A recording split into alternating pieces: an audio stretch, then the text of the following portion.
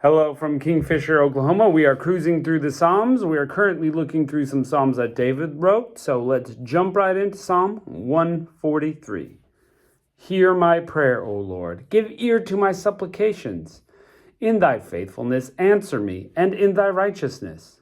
And enter not into judgment with thy servant, for in thy sight shall no man living be justified. For the enemy hath persecuted my soul. He hath smitten my life down to the ground. He hath made me to dwell in darkness as those that have long been dead. Therefore is my spirit overwhelmed within me. My heart is desolate. I remember the days of old. I meditate on all thy works. I muse on the work of thy hands. I stretch forth my hands unto thee. My soul thirsteth after thee as a thirsty land. Hear me speedily, O Lord. My flesh faileth. Hide not thy face from me, lest I be like unto them that go down into the pit. Cause me to hear thy loving kindness in the morning, for in thee do I trust. Cause me to know the way wherein I should walk, for I lift up my soul unto thee. Deliver me, O Lord, from mine enemies. I flee unto thee to hide me. Teach me to do thy will. For thou art my God. Thy spirit is good. Lead me into the land of uprightness. Quicken me, O Lord, for thy name's sake, for thy righteousness' sake. Bring my soul out of trouble, and of thy mercy cut off mine enemies, and destroy them that afflict my soul. For I am thy servant. Very David-like. I mean, we're seeing that it definitely has this conflict, this warlike sense to it. You know, he's got problems, he's got enemies, he's overwhelmed. But again, you know, I know it feels like I'm saying this every time, but it's David reaching out to God in his troubles. And that's what we fall in the trap of not doing. We want to solve it ourselves. Not that we can't think of solutions, but why don't we turn to God? God could give us ideas. God could work in our life in ways we can't imagine, but we just want to put it all on our shoulders and carry everything. Why? Why? Why not let God do some things? That's what I think. Let's let God handle it. And that's what David thinks. You know, God is there. He is powerful. He's mighty. Let's turn to him in our troubles. I mean, that should settle it for us. So, okay, let's jump into Psalm 144. Blessed be the Lord, my strength, which teacheth my hands to war, and my fingers to fight. My goodness and my fortress, my high tower, my deliverer, my shield, and he in whom I trust, who subdueth people under me. Lord, what is man that thou takest knowledge of him, or the son of man that thou makest account of him? Man is like vanity. His days are as a shadow that passeth away. Bow thy heavens, O Lord, and come down. Touch the mountains, and they will smoke. Cast forth lightning, and scatter them. Shoot out thine arrows, and destroy them. Send thine hand from above me, rid me, and deliver me out of great waters, from the hand of strange children, whose mouth speak vanity, and their right hand is a right hand of falsehood. I will sing a new song unto thee, O Lord. Upon a psaltery and an instrument of 10 strings will I praise unto thee. It is he that giveth salvation unto kings, who delivereth David, his servant, from the hurtful sword. Rid me, deliver me from the hand of strange children, whose mouth speaketh vanity, and their right hand is a right hand of falsehood. That our sons may be as plants grown up in their youth, that our daughters may be as cornerstones, polished after the similitude of a palace, that our garners may be full, affording all manner of store, that our sheep may bring forth thousands and 10,000s in our streets, that our oxen may be strong to labor, that there be no breaking in nor going out, that there be no complaining in our streets. Happy is that people, that in such a case, yea, happy is that people whose God is the Lord. Warlike psalm. David even has his own name in there. So we've got the enemy who wants to fight. Even his fingers want to fight. But, fortress and tower and shield. Can you even deny that this is a warlike psalm full of conflict? But God is greater. God is more powerful. And I just love the image of the heavens coming down and touching the earth. The Lord is touching the mountains, just a touch, and it burst into flame. Think about that.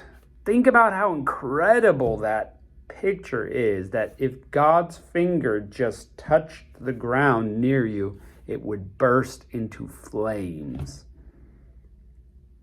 And you want to be in charge of your life? Not me. I want to be on his team. That is a mighty and powerful God. And that's who David is singing to. And to be fair, there's a reference there, Moses in the wilderness, when the mountain was full of smoke and flame. He can cast lightning down and shoot arrows. That's God, man. That's God. Amazing. And then he kind of brings it from this conflict, crazy state. And then he's like, this is the reason. We want our sons to grow up like plants.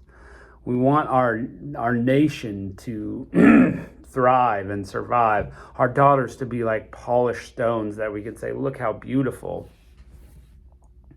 That our stores are full of food. If you're in a conflict and there's this nation that's against you, you don't know if you're going to have all the food or not. Maybe they're, destroying farms and things. I don't know. But may your ox be strong and you get thousands and 10,000s of sheep. That's good stuff right there. It's the word pictures are bringing up some great thoughts. And that's what we hope for in Psalms. To be honest, we want to, when we hear poetry, the overabundance of words are to draw pictures. Sure, you could say, God, help me in my trouble. But there's emotion and there's things that excite the imagination about God and success there. Success. Psalm 145. I will extol thee, my God, O King, and I will bless thy name forever and ever. Every day will I bless thee, and I will praise thy name forever and ever. Great is the Lord, and greatly to be praised, and his greatness is unsearchable. One generation shall praise thy works to another, and shall declare thy mighty acts. I will speak of the glorious honor of thy majesty and of thy wondrous works. The men shall speak of thy might and thy terrible acts, and I will declare thy greatness. They shall abundantly utter the memory of thy great goodness, and they shall sing of thy righteousness. The Lord is gracious and full of compassion, slow to anger, and great of mercy. The Lord is good to all, and his tender mercies are over all his works. All thy works shall praise thee, O Lord, and thy saints shall bless thee. They shall speak of the glory of thy kingdom, and talk of thy power, to make known to the sons of men his mighty acts, and the glorious majesty of his kingdom. Thy kingdom is an everlasting kingdom, and thy dominion endureth throughout all generations. The Lord upholdeth all that fall, and riseth up all those that be bowed down. The eyes of all wait upon thee, and thou givest them their meat in due season. Thou openest thy hand, and satisfy the desire of every living thing. The Lord is righteous in all his ways, and holy in all his works. The Lord is nigh unto them that call him, and all that call upon him in truth. He will fulfill all the desire of them that fear him. He will also hear their cry, and will save them. The Lord preserveth all them that love him, but all the wicked he will destroy. My mouth shall speak the praise of the Lord, and let all flesh bless his holy name forever and ever. This is a very encouraging one, okay? It's not really a war psalm. It's all about God and praising God and giving glory to his name. We're talking about his greatness several times. Great, great, great. generations talking about God's goodness to each other, praising him, glorious name. You know, he is mighty. And when it says terrible acts, it just means great. That's an old word for great. He's gracious, he's good, he's tender, he's merciful. Everyone's blessing him.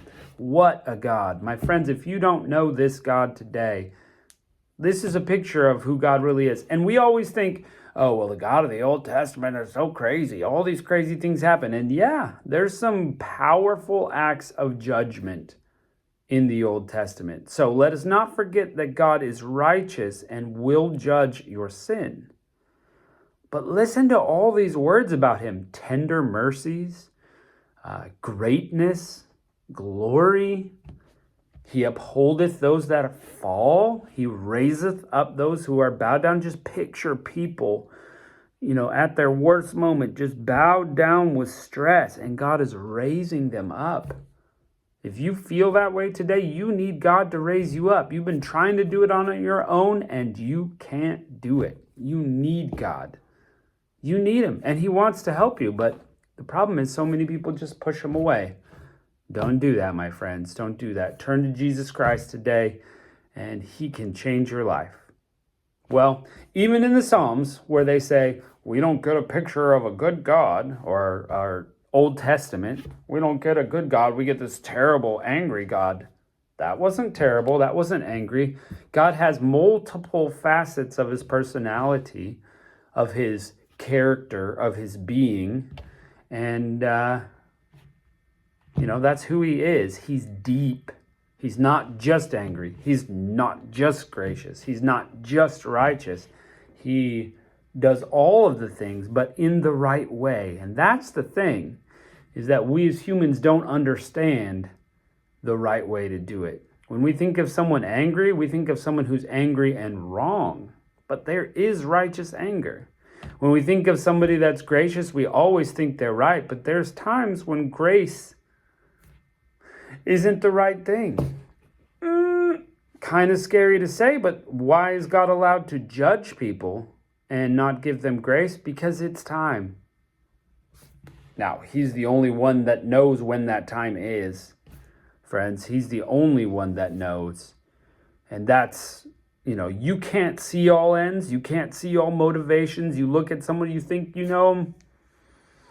You don't, but God does. So he knows the right thing to do, and we trust that he can do it. So that's why we can call on him for praise, glory, mercy, honor, judgment of the wicked. He'll know the right thing to do and when. So follow God today. Best decision you'll ever make. Thanks for joining us, and we're continuing this psalm, so we'll catch you next time.